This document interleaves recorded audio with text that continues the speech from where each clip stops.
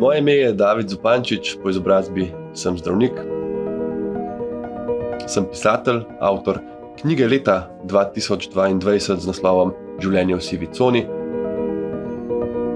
Sem tudi spletni vplivnež. Jaz sem človek, ki zelo dobro funkcionira takrat, ko ima ogromno enih projektov, sploh takih, ki me veselijo.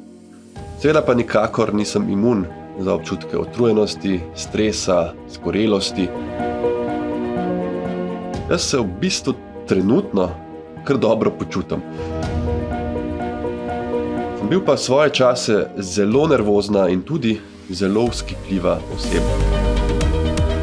Kako lahko na dolgi rok poskrbim, da bom miren, zadovoljen, pristen, nekonflikten in da bom dobro spal?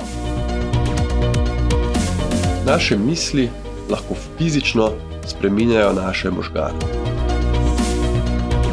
Živjo in zelo lepo dobrodošli na tečaju čuječnosti.